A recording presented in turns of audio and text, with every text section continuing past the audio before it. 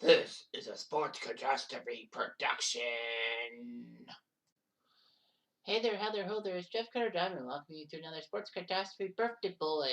And the birthday boy for February the 20th, is a man who has 3 no-hitters in Major League history, becoming only one of 6 players in professional baseball to do that.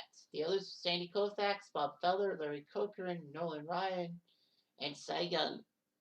Anyway, this guy was the second pick of the 2004 MLB draft and made his major league debut in 2005 for the Tigers, spending 12 years with them before going to Houston and doing quite well.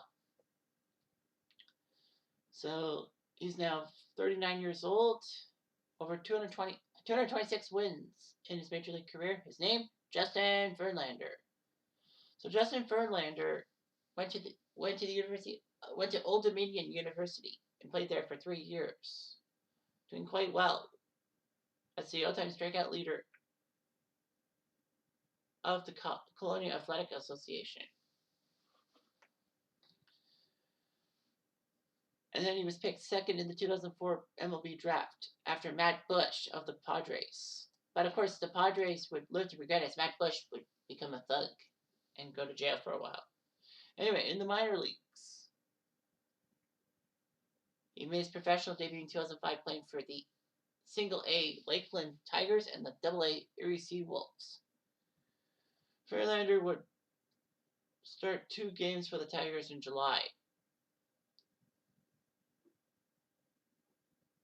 So Verlander started twice in the 2005 season, but unfortunately he was 0-2 with a 7.15 ERA. He did make the Tigers roster out of spring training and surprised everyone by going 17-9. So Verlander looked good, 124 strikeouts. He only allowed 1 stolen base when he was on the mound. And in 2006, he became the first rookie pitcher to win 10 games before the end of June and was named AL Rookie of the Year at the end of the season. So that was good for him. Verlander even pitched Game 1 of the 2006 World Series.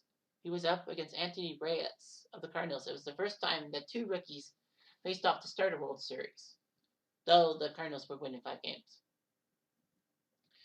Verlander did much better in all that in his second full season with the Tigers, winning 18 games with 183 strikeouts. But best of all, on June 12th, he faced the Milwaukee Brewers and pitched a no-hitter, striking out 12 and walking 4. Looking pretty good.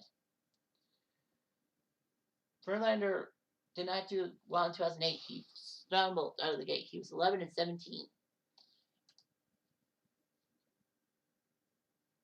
In 2009, he went 19-9 with an ERA 3.45, but he led the MLB in strikeouts with 269, the most for a Tigers pitcher since 1971. He landed 3rd in the AL Cy Young Award, despite the fact he led the majors in wins and strikeouts, 2 of the 3 categories, but not ERA. He lost to Zach Greinke and Felix Hernandez. Anyway, Verlander signed a 5-year extension worth $80 million. In 2010, he put up another good year, 18-9 with a 3.37 ERA and 219 strikeouts. Verlander pitched his second no-hitter May 7th, 2011 against the Toronto Blue Jays, throwing 4 strikeouts and walking 1 batter. He actually had a perfect game, but walked J.P. Arencibia, who was actually the only Jays batter to reach base. Arencibia was erased on a double play, meaning that Verlander faced 27 batters, the minimum. He became the second Tigers pitcher to throw multiple no-hitters, and the first since Virgil Trucks. Anyway, Verlander actually took a no-hitter into the 6th inning before surrendering a hit against Kansas City. Altogether, he pitched 15 2/3 consecutive no-hit innings. That's not bad. And then in June 2011, he took a no-hitter into the 8th inning, but gave up a hit to Orlando Cabrera.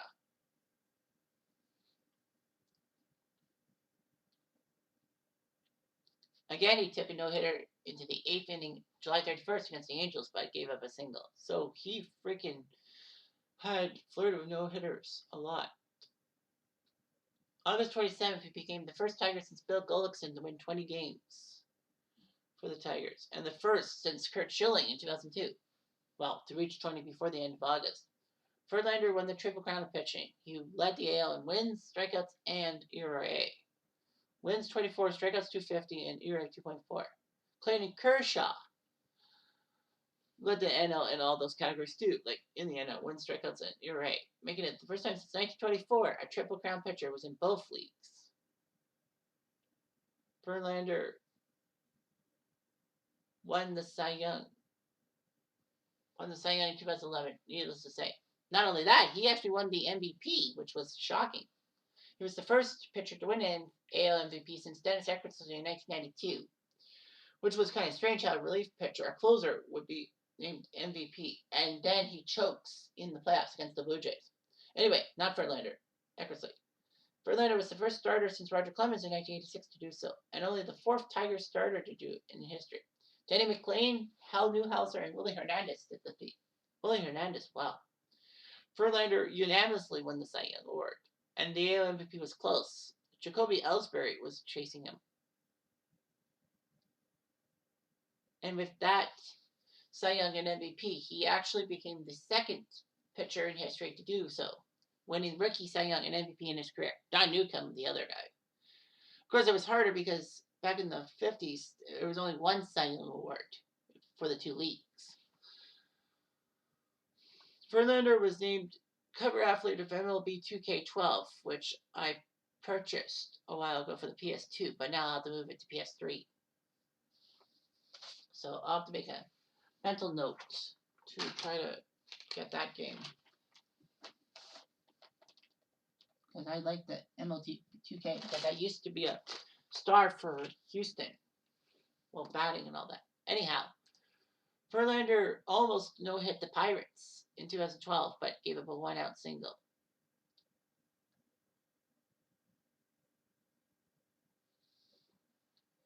Verlander looked good. Not in the All-Star game because he gave up 5 runs in 1 inning, but he was still 17-8 in the regular season, with the most strikeouts, 238, and second in ERA. In the ALDS, he pitched Game 5 against the A's and got the Tigers to the ALCS. They then got past the Yankees in the ALCS before going to the World Series. But Verlander unfortunately gave up 2 home runs to Pablo Sandoval, who was eventually World Series MVP, and the Tigers were swept. Unfortunately, David Price would win the AL Cy Young over Verlander. It was close, though, by only 4 points. Anyway, Verlander was given a 7-year, $180 million contract. And in 2013, he won 13 games, but only lost 12. Verlander helped the Tigers beat the A's again in the ALDS in a Game 5, becoming only one of 4 pitchers in MLB history to have multiple wins in elimination postseason games, or win or go home games, if you will. Bob Gibson, Chris Carpenter, and Matt Cain for the others. Verlander had thrown 30 consecutive scoreless innings in the postseason against the A's, which was amazing. All that. Verlander unfortunately lost Game 3 of the ALCS to the Red Sox, and the Red Sox won in 6 games. 2014, Verlander had core muscle surgery, but still made it in time for opening day. He went 15-12 in that year.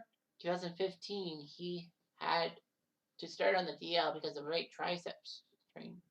All that. It was the first time Verlander was placed on the DL in his major league career, and he almost pitched 2,000 innings in the majors without having gone on the DL.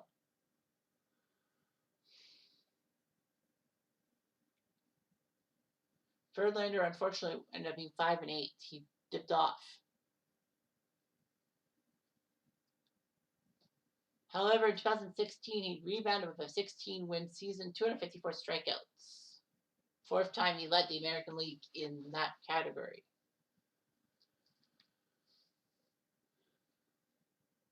He ended up finishing 2nd in the Cy Young to Rick Porcello by 5 points.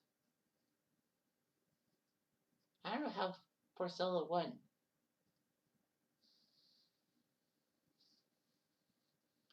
The funny thing is, the outcome of the vote inspired Verlander's longtime girlfriend, Kate Upton, to say, "Hey, MLB, I thought I was the only person allowed to fuck Justin Verlander." Can't believe that happened. Anyway, yeah.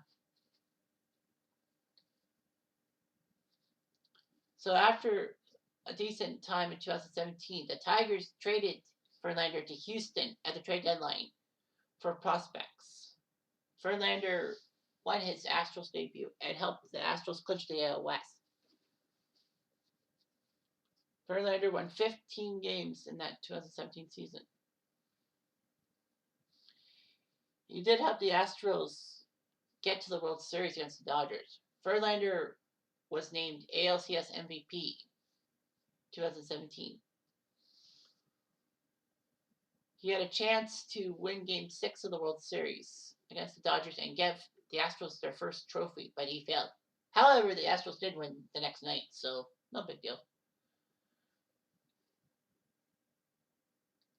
Verlander would then pitch 2018 for the Astros, finishing second to Blake Snell of Tampa in the voting. He was 16-9 with 2.52 ERA and 290 strikeouts, which was his best of all time. In 2019, he faced Astros and he no-hit my Blue Jays, which I'm kind of pissed off about in a sense. He only allowed one base runner, a walk to Kevin Biggio. So, he won 21 games in that 2019 with 300 strikeouts, which was amazing and all that.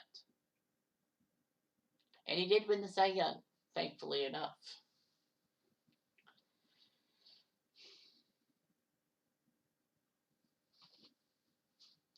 Anyway, he would have to go through elbow surgery the past few years, so he hasn't really done too much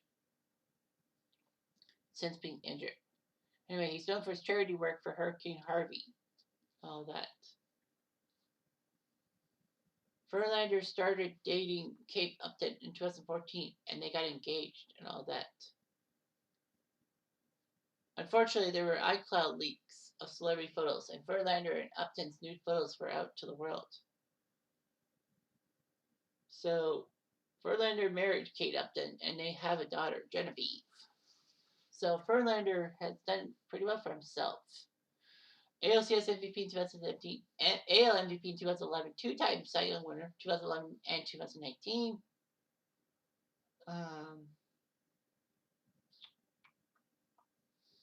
Eight-time All-Star, World Series champion 2017. Man, three-time Cy Young Award runner-up, and he gets to be with Kate Upton. If that's not a win, I don't know what is. Anyway, I'm Jeff Diamond. I do.